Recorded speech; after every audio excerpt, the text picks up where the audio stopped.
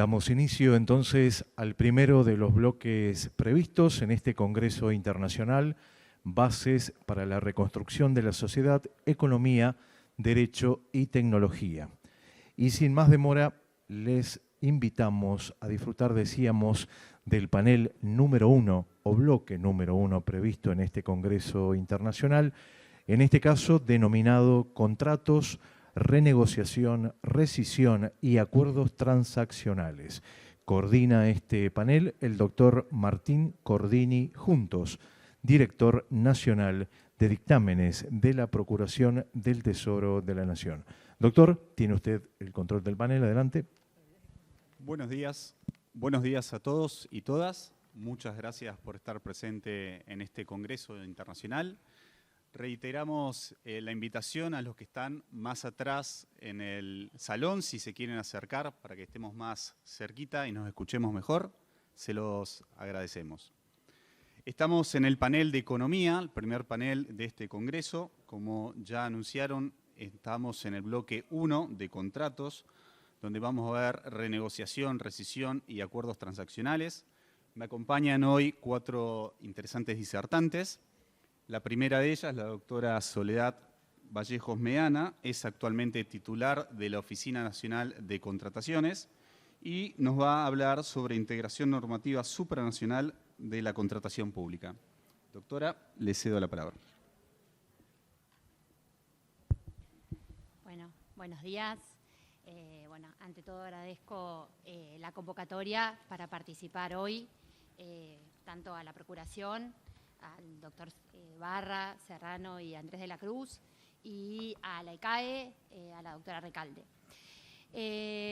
Dado que hoy me toca abrir un panel sobre contratos, y antes de adentrarme puntualmente en el tema que me convoca hoy, que es la integración de la normativa supranacional en materia de contrataciones públicas, me parece interesante, dado que no se va a tratar en otras de las ponencias de hoy, hacer un breve relato de todas las modificaciones muy significativas que ha tenido el régimen de contratación pública desde la asunción del presidente Milei. Y estas modificaciones se remontan ya al decreto, al DNU 70, van desde la eliminación de todas las prerrogativas públicas y de las ventajas para las empresas estatales en la compra y en las contrataciones públicas, y que está reglamentado posteriormente con el decreto 747 del 24, y todas las modificaciones que introdujo la ley Bases, ya sea desde la supresión de la aplicación directa del título tercero de la Ley Nacional de Procedimiento Administrativo a los contratos, la modificación de la impugnación judicial de los actos dictados en ejecución, los acuerdos transaccionales, las iniciativas privadas, todas las modificaciones al régimen de concesiones, las autorizaciones para rescindir o para renegociar contratos por emergencia.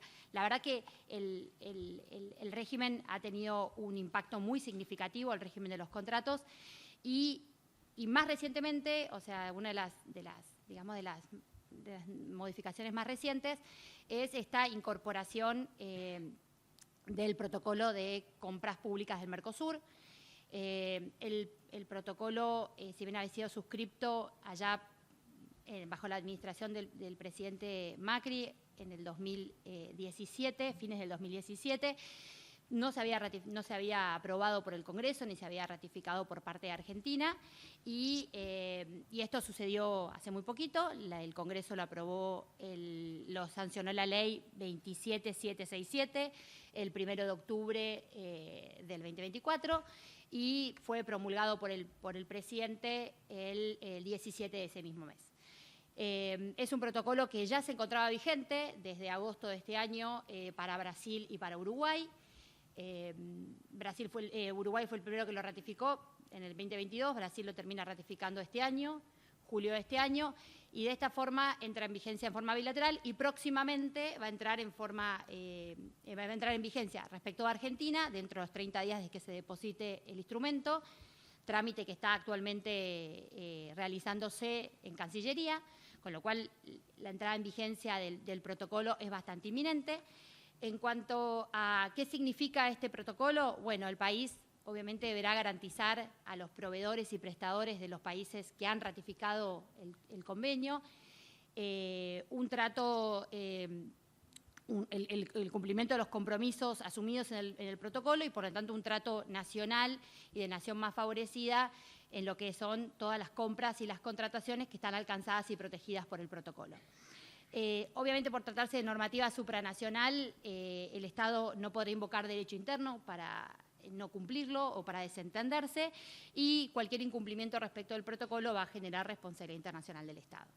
En cuanto a lo que significa este protocolo, obviamente el protocolo sigue una tendencia mundial, que es la de la regulación del mercado de las compras públicas, y justamente apunta a que las empresas extranjeras tengan igual tratamiento que las empresas nacionales en lo que es el mercado de las compras públicas. O sea, un trato de nación, digamos, trato nacional, trato de nación más favorecida, no discriminación respecto de bienes, servicios y servicios de construcción de otros proveedores, y hace mucho hincapié en normativas que hacen a la transparencia, a la publicidad y al régimen de impugnación, que es un tema que vamos a volver en breve. En el ámbito mundial, todo lo que es la liberalización de las compras públicas, del mercado de las compras públicas, que es un mercado realmente muy significativo, ha sido, digamos, una marca ya que viene con una tendencia creciente. Esto se debe fundamentalmente a la interdependencia económica de los estados. Hoy la globalización y la interdependencia y la necesidad de un financiamiento internacional, sobre todo, por ejemplo, para proyectos de gran envergadura, infraestructura o grandes compras o grandes provisiones o la incorporación de nueva tecnología, ha hecho que esto sea una realidad. Y es tan así una realidad que tanto en el seno digamos, de organismos internacionales, OMC, Naciones Unidas, OCDE, se han dictado numerosas normativas supranacional para regular la contratación pública. Y esto hace que entremos en una situación en la que la contratación pública deja de estar únicamente regulada por la normativa local, para estar también regulada por una normativa supranacional. Y en cuanto a lo que nos comprometemos con este cambio, nos comprometemos a varios cambios en materia de transparencia, impugnaciones, prerrogativas públicas más morigeradas o en muchos casos inexistentes, arbitraje internacional como mecanismo de solución de controversias, inaplicabilidad de regulaciones nacionales que consagren o protejan industrias nacionales. Respecto de ese caso, Argentina, ya con el DNU 70, al eliminar todo lo que es el régimen de compra nacional, compra argentino, ya inició ese camino, y también la inaplicabilidad de normas que restrinjan la participación de proveedores extranjeros mediante todo lo que son cláusulas de desempeño, como por ejemplo la obligación de asociarse con un proveedor local o valerse de proveedores locales. La realidad es que para Argentina esta incorporación del protocolo del Mercosur tampoco es tan nueva, porque ya para el año 2019 entró en vigencia un acuerdo con Chile, que es el capítulo 7 del AC 35, en el que también se regula la contratación pública en forma bilateral con el país, con Chile, con el país trasandino. Entonces, si bien este tratado ya está vigente hace un montón de años, tampoco ha tenido en la práctica aplicación, ni se ha volcado en la normativa contractual argentina, tarea en la que estamos trabajando hoy en la oficina. La realidad es que por eso es un camino que se ha iniciado en cuanto a la normativa internacional supranacional en materia de contrataciones, y en cuanto a lo que es cómo es la estructura de estos tratados, y para entender cuál es el alcance de estos tratados, hay que evaluar, digamos, como diferentes filtros, ¿no? La realidad es que el tratado prevé además de regular disposiciones sustantivas y procedimentales, que ahora vamos a tratar de hacer un repaso bien rápido, tiene una estructura como de cuatro filtros, ¿no? Entonces, el primer filtro es las entidades alcanzadas, es el primer anexo de estos tratados, tanto el de Chile como el del Mercosur. Prevén qué entidades están alcanzadas respecto de este tipo de protección de normativa supranacional. En el caso de Argentina, aplica la administración central, descentralizada, instituciones de la seguridad social y universidades nacionales. En ese sentido, las universidades también están incluidas. En el segundo filtro, respecto de su aplicación práctica, está establecida en anexos en los que se describen y se detallan todos los bienes, todos los servicios y los bienes de construcción, que son lo que se considera como obra pública, con un nomenclador propio del Mercosur, en la que se detallan y se describen todos los bienes comprendidos, bienes, servicios y servicios de construcción comprendidos. Después tenemos un anexo de umbrales que establece qué montos mínimos son los que la licitación tiene que tener o el procedimiento de contratación tiene que tener para quedar incluido dentro del tratado. Y después hay un último filtro, que es el de las notas, en el que los estados pueden hacer exclusiones puntuales respecto de ciertos bienes o de ciertos servicios o de ciertas contrataciones de ciertas entidades comprendidas. Es una forma también de ir, si bien en un camino progresivo hacia la liberación, con ciertas protecciones, por ejemplo, en muchos casos vinculados con los temas de seguridad, defensa, medicamentos o temas de innovación. Bueno, se hacen algunas excepciones. Entonces, una vez que uno cumple esos cuatro filtros, determina si el tratado es aplicable a una licitación o a un proceso de contratación y podemos determinar, bueno, cuál es a ese procedimiento, qué normativa le resulta aplicable. En cuanto a la normativa que resulta aplicable, el tratado tiene, tanto el de Chile como el del Mercosur, tienen disposiciones sustantivas, como les decía, bastante interesantes en materia de transparencia, en materia de plazos. Y una de las disposiciones quizás más interesantes es la vinculada al régimen de impugnación en el marco de los procesos de contratación. Ambos tratados prevén un mecanismo, digamos, como un compromiso hacia la existencia de una instancia independiente y autónoma de la entidad contratante para resolver las impugnaciones por incumplimientos del protocolo. Es algo que la normativa argentina no prevé, la normativa argentina de contrataciones no prevé, porque bajo la normativa argentina las impugnaciones son resueltas por la propia autoridad contratante. Bueno, esto implica un compromiso por parte del Estado a jerarquizar esas impugnaciones, a generarles una instancia de mayor autonomía y mayor independencia a las entidades contratantes, justamente para asegurar mayor transparencia en los procesos.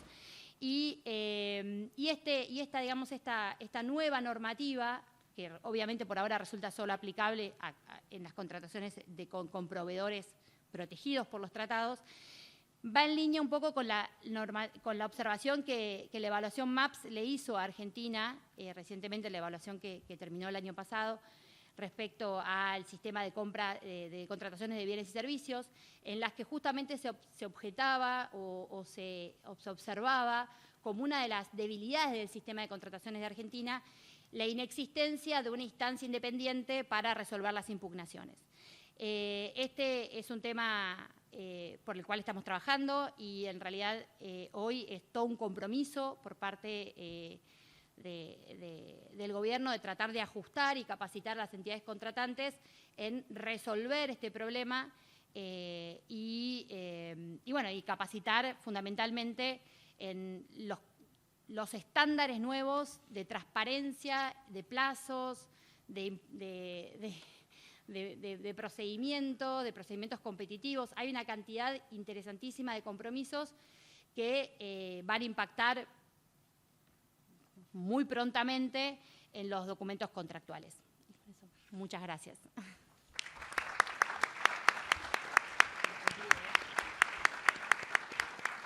Muchas gracias, doctora. Le damos la palabra al doctor Ricardo Cardilli. El doctor Cardilli es catedrático de Derecho Romano y Fundamento del Derecho Europeo. Es director del programa de doctorado en Derecho y Acción en la Universidad de Roma Tor Vergata y es director también del Centro de Estudios Eurasiáticos. Doctor, cuando quiera arrancar. Gracias. Muchas gracias. Es para mí un honor hablar en este lugar.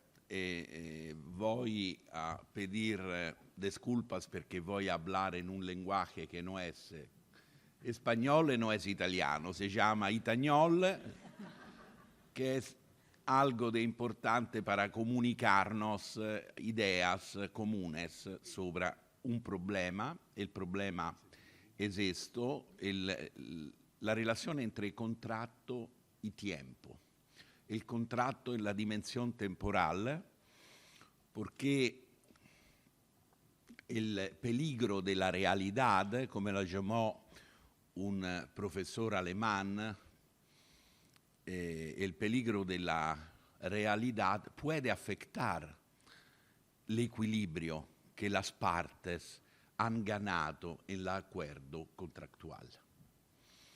Contrato, en nuestra tradición jurídica, nosotros llamamos contrato y no consenso y no convención, no convención, no consenso. Llamamos esta estructura jurídica contrato porque llega de una idea muy fuerte que es contraere.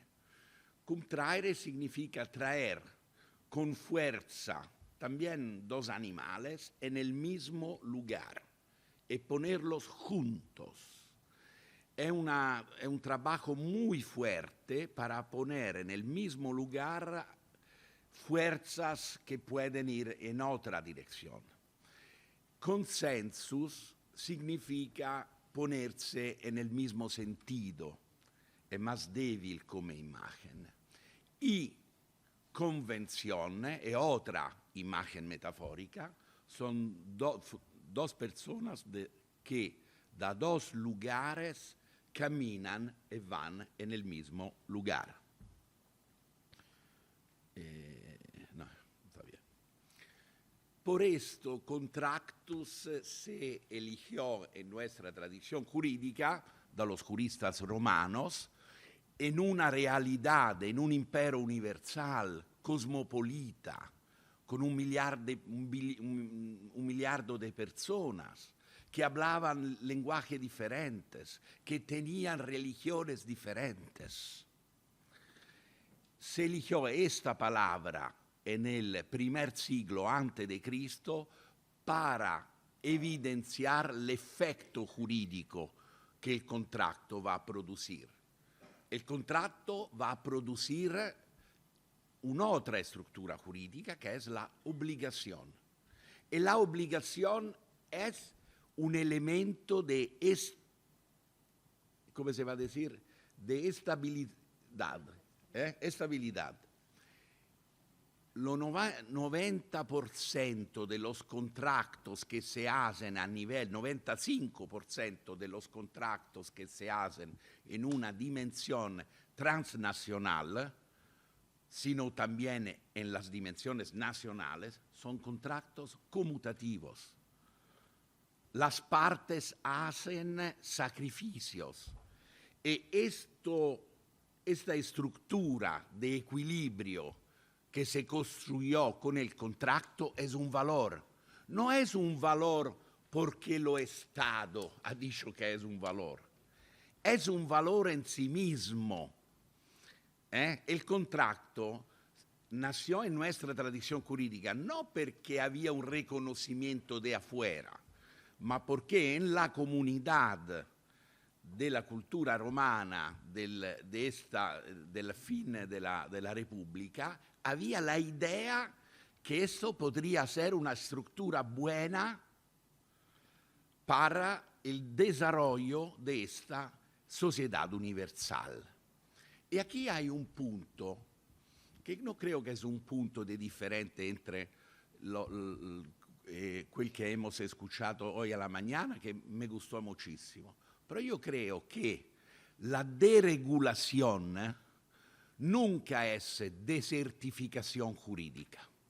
se necesita aclarar que el jurídico está siempre, está allá.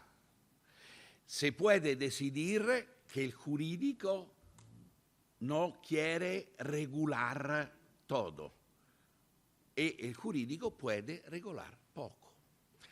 Y ahora regresamos al contrato. El contrato es una estructura de equilibrio, de justicia que las partes han decidido. ¿Es una estructura individualista? No creo.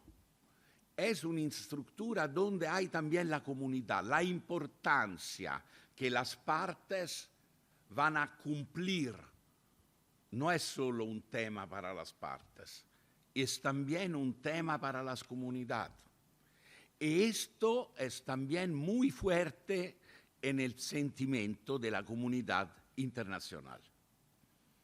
El valor de un país se pesa sobre su capacidad de cumplir obligaciones internacionales contratadas. Esto es un punto. ¿Esto qué es?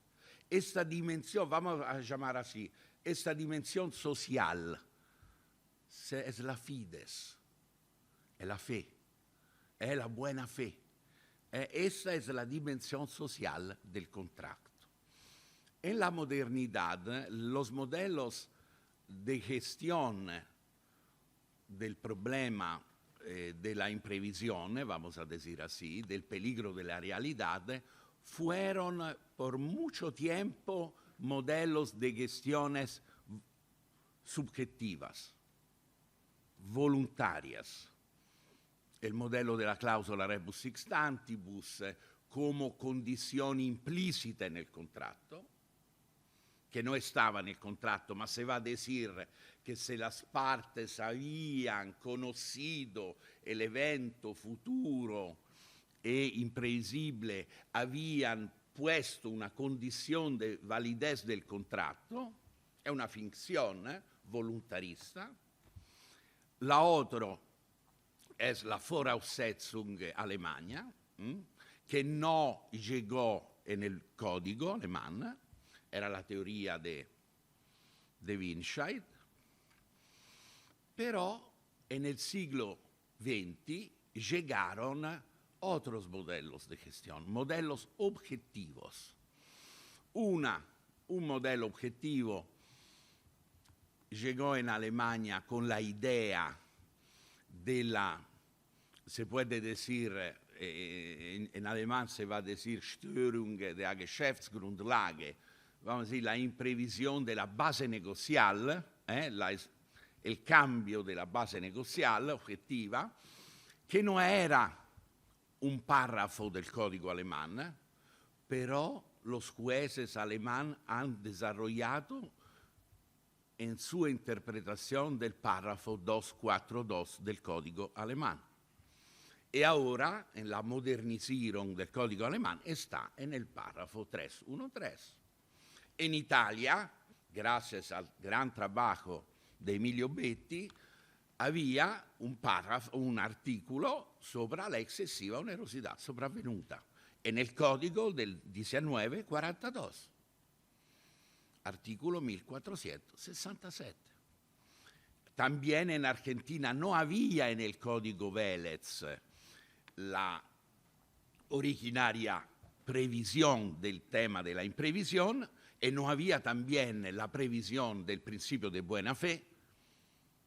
Había una originaria postura de dudas entre los criterios integrativos del contrato y la posibilidad de manejar el contrato en la dimensión temporal, pero después, con la reforma de la ley 17 del 68, llegó el principio de buena fe y junto a él llegó la postura de la imprevisión. Es muy importante aquí destacar este punto.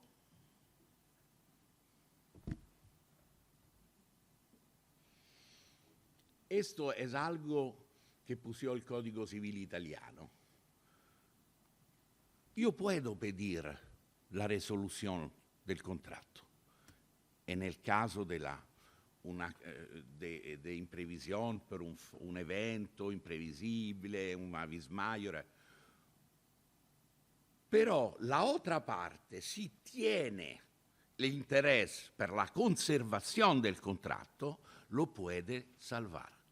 Puede ofrecer un reequilibrio contractual donde esta estabilidad, estructura de justicia del contrato se va a salvar. Esto es el artículo del Código Civil y Comercial de la Nación. Y aquí se va a destacar un punto que me interesa, que es el tema del riesgo asumido. Porque cada contrato es un arreglamento de los riesgos, la estructura no solo tipica del contrato, ma la estructura concreta del contrato que las partes han celebrado es una estructura de división de los riesgos que las partes querían dividirse en este sentido. Es un punto muy importante. Si llega alguien que estaba adentro el área típica de este contrato, que estaba adentro los riesgos típicos o los riesgos asumidos a las partes, no tiene en cuenta la posibilidad de la imprevisión. Esto es un modelo de tipicidad de distribución de los riesgos que era la idea romana. En Roma no hay, derecho romano no hay una regla general, es el contrato en sí mismo la regla que va a decir cuándo se afecta esta estructura en una manera que no se puede manejar. ¿Y qué se puede hacer frente a los eventos extraordinarios? La tarea juspositivista sigue un derecho extraordinario para eventos extraordinarios. Es un error. Fuentes extraordinarias de derecho para eventos extraordinarios. El derecho no está ya cuando las cosas van bien. Cuando las cosas van bien, no nos vamos en los tribunales. El derecho está ya para manejar situaciones extraordinarias de tensión. Se puede decir un papel residual del derecho, una dimensión residual. Prefiero pensar a una dimensión de justicia minimal del derecho en nuestra sociedad. Gracias.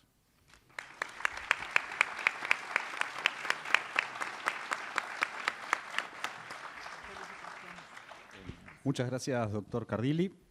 Le cedemos la palabra a la doctora Gabriela Stortoni.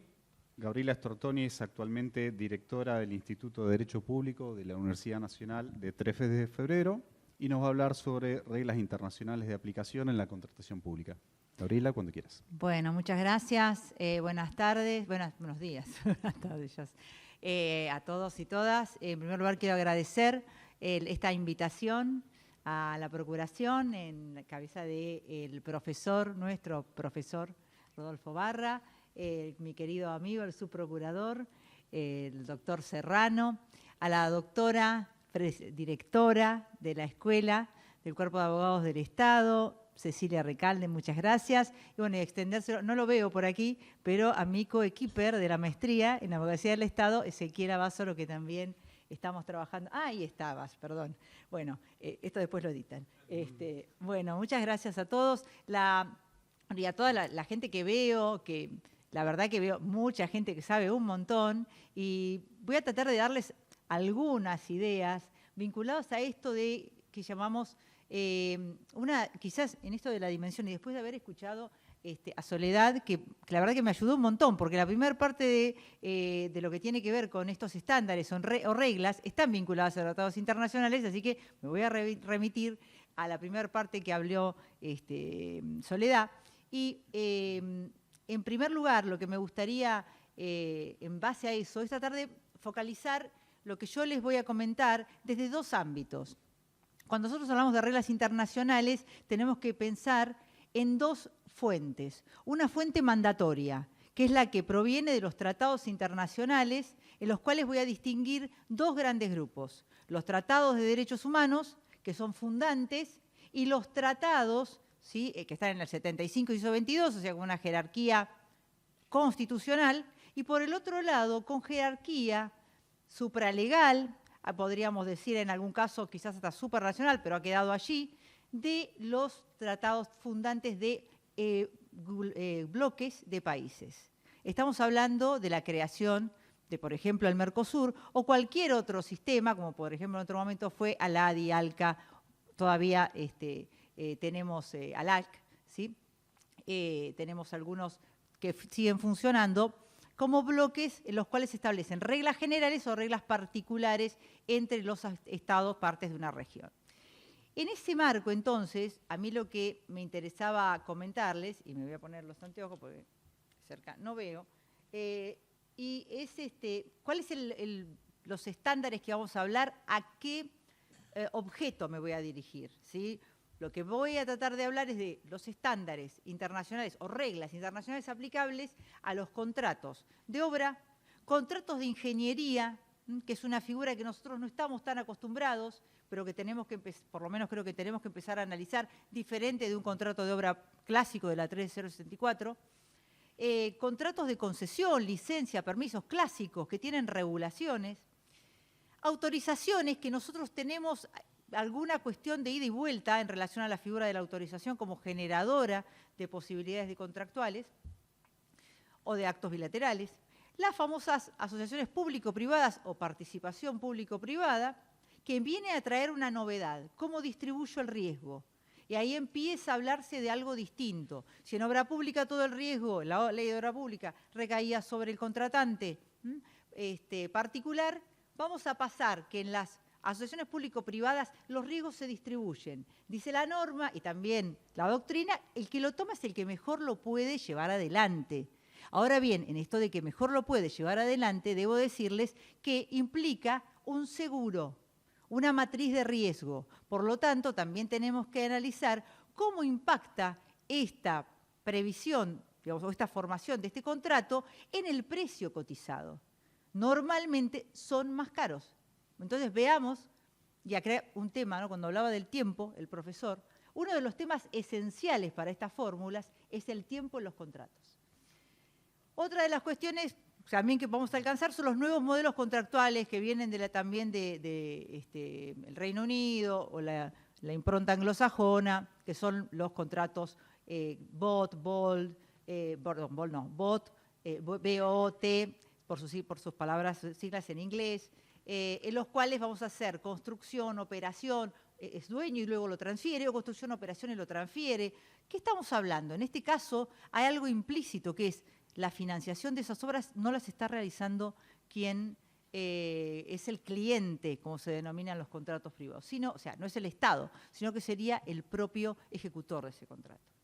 Entonces acá aparece una regla, el financiamiento externo o el financiamiento privado. Y en esto vamos a ir viendo cuáles son, desde estas visiones que yo les decía, hay algo que yo veo mandatorio que tiene que ver con los tratados, qué es lo que nos está diciendo, las reglas en relación a los contratos, y por el otro lado el soft law, que son reglas que si bien no son mandatorias, corresponden a un concierto internacional respecto a la toma de un parámetro, ¿sí? Hay un consenso entre todas las partes, ¿sí? A nivel internacional, Naciones Unidas, ¿sí? O en algunas cuestiones, más particularmente puede llegar a ser en una unión como la Unión Europea, depende de dónde estemos hablando, donde hay cierto consenso y se establecen ya no leyes, ya no tratados, sino recomendaciones o observaciones. ¿Qué grado de impacto tienen? Bueno, esto lo que vamos a ver entonces, que en primer lugar en relación a lo que es mandatorio, como lo dijo muy bien Soledad, tenemos el impacto de los tratados internacionales, que tenemos dos tipos, los regionales y los país-país, o aquellos bilaterales, tratados clásicos de comercio, en los cuales se pueden establecer condiciones contractuales. Esto realmente es como una especie, digamos, de explosión de distintas fórmulas. No tenemos una posibilidad de estandarizarlos. Cuando hablamos de estos contratos o de estos tratados, que establecen soluciones contractuales país-país. Ahora bien, hay ciertas reglas que son el trato nacional. Yo una vez que firmo, el extranjero o con quien yo firmo y a reciprocidad va a tener el trato de nacional. No discriminación, y aquí entro con una discusión interna, ¿no? Se ha derogado el compre nacional, pero por el otro lado va a reclamar una participación necesaria las empresas locales. Entonces, ¿cómo jugamos con esta regla de no discriminación en un concierto en el cual también tenemos una política pública en la cual las empresas locales van a querer seguir participando y van a tener la necesidad para sostener, por ejemplo, el empleo? Y las reglas de transparencia. En las reglas de transparencia, lo que vamos a ver es contrato abierto. Yo recuerdo hace unos años, hace bastante, cuando estaba en gestión pública, empezamos a ver el contrato abierto y la OCDE nos pedía cómo hacíamos, si en ese momento, desde obra pública, para mostrar los contratos y la evolución desde el momento de la firma hasta el momento del cierre. ¿Cómo se hace esto a través de la transparencia? Bueno, en esto las herramientas informáticas, de comunicaciones, hasta les diría un convenio con CONAE, que en ese momento se firmó, permitía la posibilidad de hacer un seguimiento de la obra, por ejemplo, a tiempo real. Este tipo de cuestiones permite, por un lado, que yo sepa qué es lo que está pasando. En segundo lugar, me dice que desde el inicio de esa contratación yo tengo que garantizar los principios básicos de la licitación pública, por ejemplo. Entonces, si yo pongo un plazo muy exiguo para poder presentar ofertas, ya estoy afectando la transparencia y estoy afectando la concurrencia y también voy a estar afectando la igualdad, porque es probable que algún empresario extranjero ni siquiera se encuentre con el aviso, ¿sí?, publicado en tiempo oportuno. Este tipo de cuestiones nos lleva a dos breves conclusiones. Una que tiene que ver con la necesidad de que estas regulaciones sean dinámicas. En la primera de las conferencias del ministro de Desregulación mencionó el hecho de la necesidad de que no exista, diríamos, una burocracia. Bueno, a veces nos encontramos con contratos, ¿sí?, en el sector privado también, que tienen una extensión en algunas cláusulas que no tienen ningún tipo de sentido. El otro día me decía una colega, ¿sí?, que había en un contrato que teníamos que hacer una línea de alta tensión, de 15 páginas, 5 estaban dedicadas a la protección de datos. ¿Qué tenía que ver esto? Digamos, realmente, y entonces me decía, pero no está claro la reparación, me decía esta compañera de trabajo, colega, no profesional del derecho, pero sí de la obra pública. Y me decía, ¿por qué no tenemos más claros los alcances en cada supuesto en relación a la terminación por los distintos supuestos? Bueno, esto es uno de los focos, ¿no? Como dice la doctora Vega, siempre foco, lupa, en este punto, para ver cómo hacemos para poder aplicar esos estándares y no terminar teniendo contratos elefantiásicos que después no terminan siendo posibles o no terminan regulando las cuestiones necesarias. En el segundo caso, me interesa mencionarles brevemente, existe algunos tipos de contratos en los cuales la financiación está incluida. Estamos hablando de los contratos que surgen de los acuerdos bilaterales o multilaterales aprobados por tratados, BID, Banco Mundial, para tener una idea, donde tenemos una posibilidad de aporte. Y el otro que les quiero comentar muy brevemente, pero saben que me dedico a esto, así que algo voy a decir, tiene que ver con los contratos con la República Popular China. En este caso fueron aprobados por una ley, la 27122, y está reglamentado por un decreto, que es el 388, y me falta poquito, ya termino, que establece una posibilidad de financiación por parte de la República China sujeta a contratos concesionales con con tasas también muy ventajosas. Bueno, entonces, para ir avanzando un poco más, dentro de lo que estamos en el soft law, hasta aquí algunas reglas que les diría están en el plexo jurídico y podrían llegar a ser mandatorias en su aplicación. Ahora, vayamos a las reglas que son recomendaciones y vamos a encontrar algunos puntos de coincidencia entre las recomendaciones y algunos tratados internacionales. Una de las primeras cuestiones que les quiero comentar está vinculada a la ley modelo, ¿sí?, de la Comisión de Naciones Unidas para el Derecho Mercantil Internacional sobre Contratación Pública. Esto es del año 2011. Si no es obligatorio, vuelvo a reiterarlo, nos da una recomendación. Pero en esta recomendación nos habla de algunas cuestiones. En primer lugar, el uso de la contratación electrónica como una variable de aceleración de los trámites, y por el otro lado, el acuerdo marco como una de las variables, y esto para, sobre todo, yo no hablo mucho de adquisiciones, pero esto para adquisiciones es muy interesante porque permite una aceleración.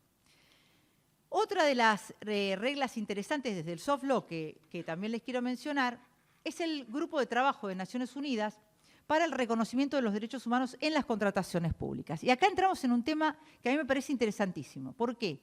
Hablamos de compliance, hablamos de integridad, y lo último que se está hablando en esto está vinculado a la protección de los derechos de los trabajadores, pero no solamente de los que estén en el Estado, sino también de la obligación de que las empresas que contratan con el Estado y hasta los proveedores del Estado cumplan con estas reglas.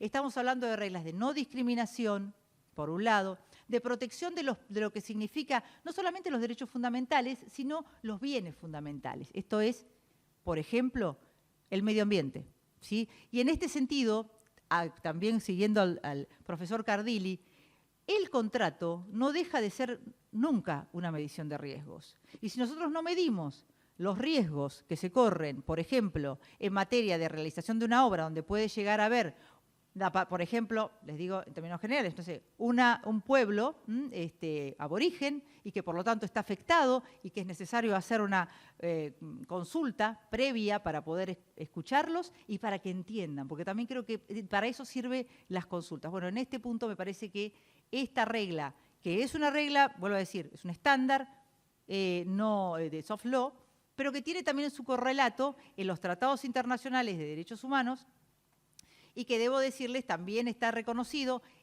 como uno de los aspectos más importantes en el tratado, la Convención contra la Corrupción, en cuanto establece la obligatoriedad de la definición de las contrataciones por equidad, otra de las reglas que es necesario analizar. Finalmente, para terminar esto, y con muy brevemente, debo decirles, voy a hablar de las reglas FIDIC. Si alguien quizás las conoce, nosotros en el sector público, yo las he visto en algún punto empezar a aplicarse. Se aplican un poco en los contratos estos G2G con China en su momento. Y hay algunos contratos de energía que los traen. Ahora bien, yo creo que es una materia que nosotros deberíamos empezar a mirar, porque las reglas FIDIC tienen 4 libros para poder analizar distintos alcances contractuales. Los libros tienen color, ¿sí? Así que bueno, para recordarlos nada más. El más conocido es el Red Book, ¿sí? Este libro rojo establece los contratos de ingeniería, que se llama PINK, no sé por qué, pero le pusieron PINK, cuando se trata de aquellos que son aplicados por el Banco Mundial o por tratados o organismos multilaterales de crédito. El segundo de los libros es el amarillo. El libro amarillo, o Yellow Book, establece la regulación para instalaciones, diseño, obra y construcción. El libro plata es el más utilizado. ¿Por qué? Porque el Silver Book se refiere al EPC contract, o el contrato de ingeniería, provisión y construcción. Si yo le agrego financiación, estoy ante una PPP. Les diría, es un modelo excelente para poder analizar. Ahora, ¿por qué es interesante y por qué les traigo las pautas de estas reglas? ¿Qué es FIDIC, por otro lado? No les expliqué. FIDIC es una federación francesa de ingenieros, consultores en ingeniería, muy conocidos acá por el querido doctor Crivelli, que desde 1913 creo que están haciendo distintos modelos, desde lo privado y fueron llegando a lo público. Yo les recomiendo porque además establecen cláusulas, les dicen Gold Rules o Golden Rules.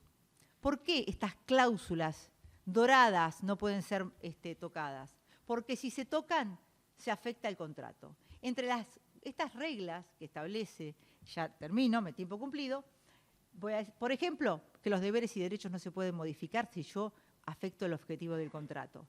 Que las modificaciones introducidas en las condiciones particulares tienen que ser claras y determinadas en forma, les diría yo, con un lenguaje claro y concreto. Fíjense cuántas veces hablamos de esto en los contratos. Por último, los plazos deben tener un ajuste razonable. Y finalmente, un tema que me parece muy interesante, las controversias deben solucionarse a través de una mesa en el mismo contrato. Esto significa que no deberíamos ir a un arbitraje, no deberíamos ir a sede judicial. Deberíamos buscar alguna alternativa para que el contrato sea eficiente, se realice en tiempo y forma, no nos salga más caro que los que nos tiene que salir y, por lo tanto, podamos tener lo que nos interesa, que es la obra, el servicio, ¿sí? O los productos que se puedan comprar para el Estado. Muchas gracias.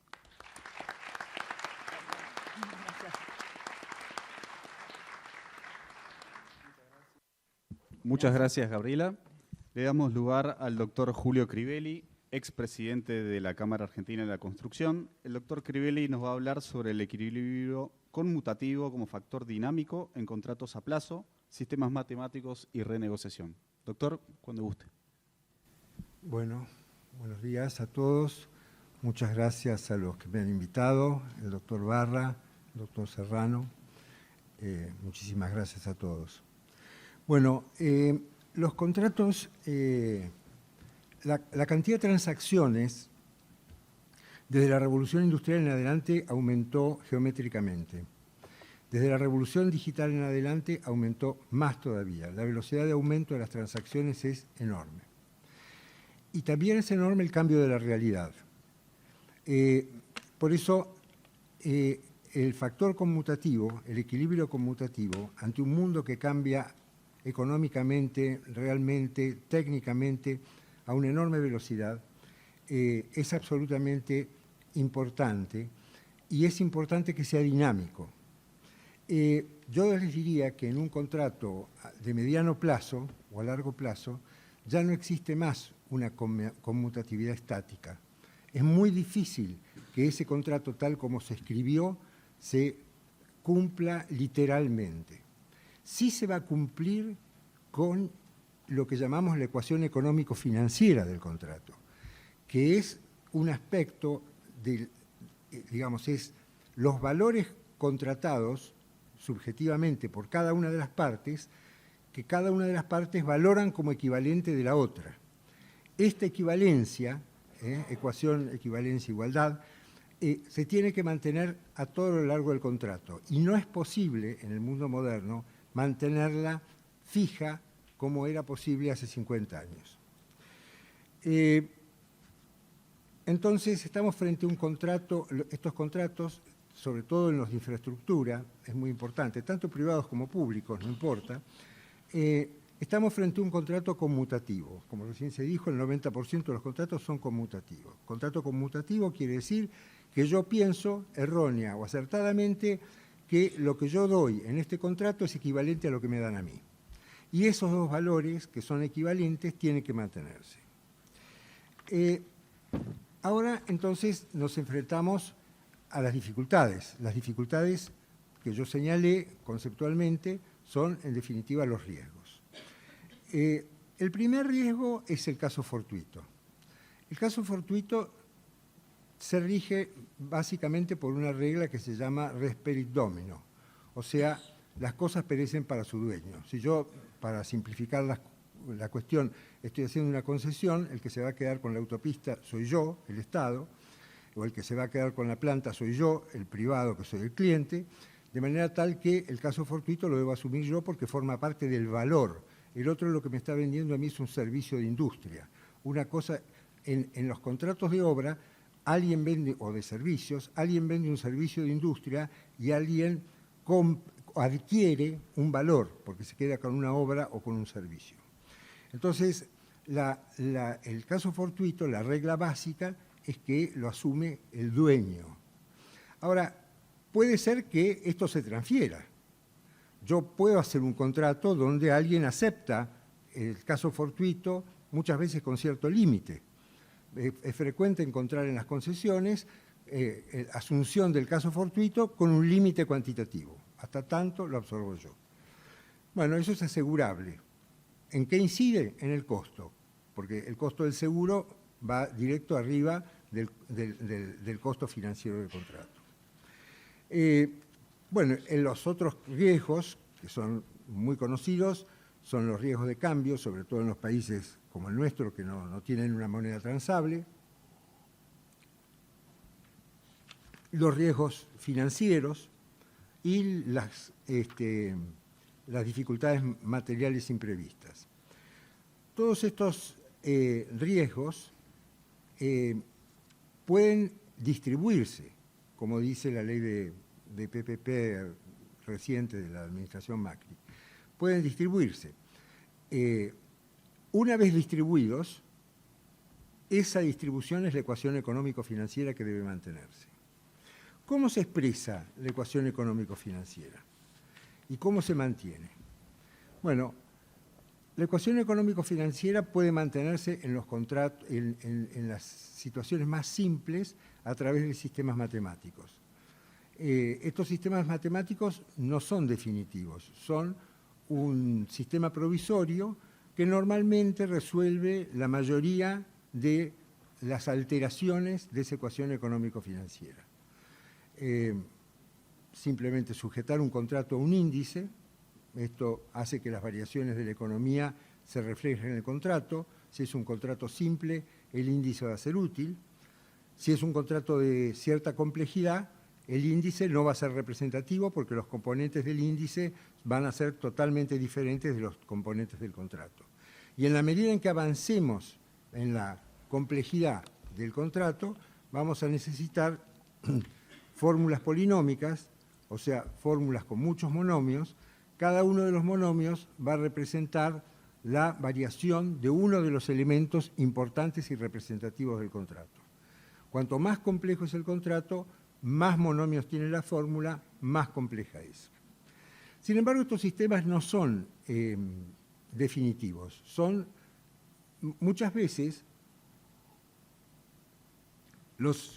la administración, no solamente Argentina, la administración cree que estos sistemas son definitivos.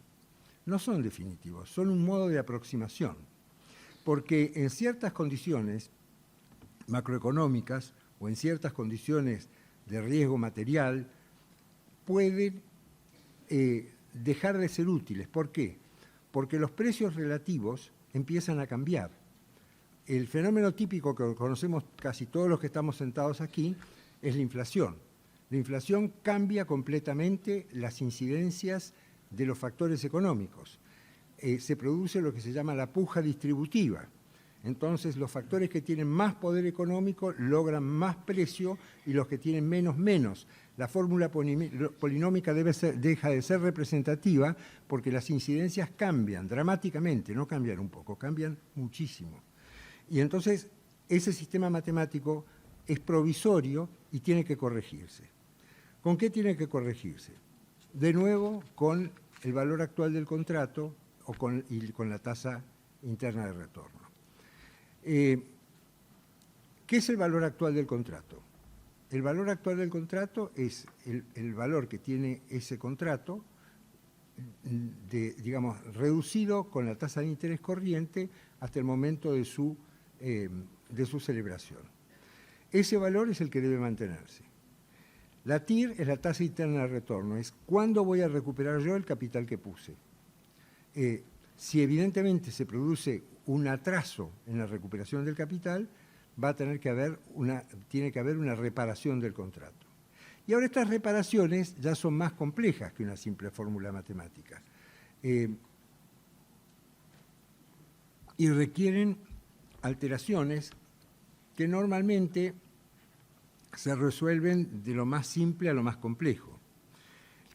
Lo más simple es el plazo, sobre todo en las concesiones, en las PPP, en las asociaciones público-privadas, en los Build to Operate and Transfer y todas esas cosas.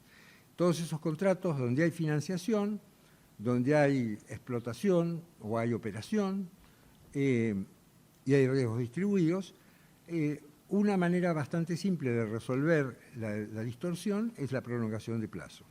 Por eso, en varios países, en los últimos años se hacen, y en la ley nueva de concesiones, la modificación de la 17520, que está contenida en la ley bases, se incluye la concesión de plazo variable. Las concesiones de plazo variable tienen menos posibilidades de tener estas dificultades, porque automáticamente cuando cambia la TIR o cuando cambia el BAN, que se expresa lógicamente en el momento de la oferta, el plazo varía, se prolonga o se acorta. De manera tal que eso es una solución bastante eficiente. Sin embargo, no es la única solución, ni a veces no es posible, a veces con eso no se resuelve el fondo del problema. Entonces, bueno, están los otros dos elementos del contrato, que son la inversión y la contraprestación. La inversión se puede cambiar, se puede aumentar, porque también puede suceder que la TIR y el BAN aumenten, que este contrato, que lo estamos definiendo como un factor, como una conmutatividad dinámica, que la expresión de esa conmutatividad dinámica mejore para el contratista. Puede suceder que los precios de los componentes bajen, puede suceder que la demanda de uso de esa obra o de ese proyecto o de ese servicio aumente mucho más de lo que todos preveían. En ese caso, la situación del contratista va a mejorar. Entonces, acortaremos el plazo o le diremos que haga otras inversiones en otros lugares o en la misma obra, o que mejore las inversiones de la obra, o que baje la contraprestación. La contraprestación es el otro elemento con el cual se puede mantener el dinamismo del contrato. Se puede aumentar la contraprestación. Es uno de los elementos más complejos, porque la contraprestación si está referida a un peaje o una tarifa, tiene un problema de mercado. O sea, teóricamente yo la puedo aumentar y lograr el equilibrio de nuevo del contrato. Ahora, eso es teórico. Hay que ver si yo con eso no tiro abajo la demanda y tengo de nuevo el mismo problema que tenía antes. O sea, tiene un límite con el mercado. De manera tal que el manejo de la contraprestación es probablemente el más delicado de los elementos. También si bajo demasiado la contraprestación, el uso puede ser tan intenso que los costos de mantenimiento suban explosivamente. De forma tal que la contraprestación, diría yo, que es el último de los elementos en los que debe pensarse para mantener la ecuación económico-financiera del contrato. Bueno, finalmente entonces, los contratos conmutativos en el mundo moderno, ya es un mundo moderno de hace 50 años, no tienen una conmutatividad fija. Es absolutamente variable y dinámica. Hay que encontrar sistemas dinámicos y relativamente simples para resolver las desigualdades y los desequilibrios que inexorablemente se van a producir. Pueden ser más simples, como los sistemas matemáticos, pueden ser más complejos, como el mantenimiento del BAN y la TIR, que requerirán necesariamente una renegociación. Y finalmente, la necesidad de sistemas de diálogo, en principio, y paneles técnicos que resuelvan estos problemas. De lo contrario, la resolución de estos problemas es eterna. No solamente aquí, en todos los países del mundo, la justicia contenciosa administrativa, o la equivalente, como se llame, cuando se enfrenta a uno de estos problemas, no podemos pedirle a los jueces que estén especializados en estos temas. No lo están, van a demorar muchísimo, probablemente se van a equivocar, van a tener miedo porque son problemas enormes, entonces van a adoptar una actitud fiscalista, de manera tal que es imprescindible la existencia de paneles técnicos para resolver el problema rápido y eventualmente de arbitraje. Estas dos cuestiones no existen en Argentina, o sea, existen sí, pero no como obligatorias. En definitiva, los contratos en principio están regidos por los tribunales normales y esto es un problema grave para mantener ese equilibrio dinámico del cual estábamos conversando. Nada más, muchísimas gracias.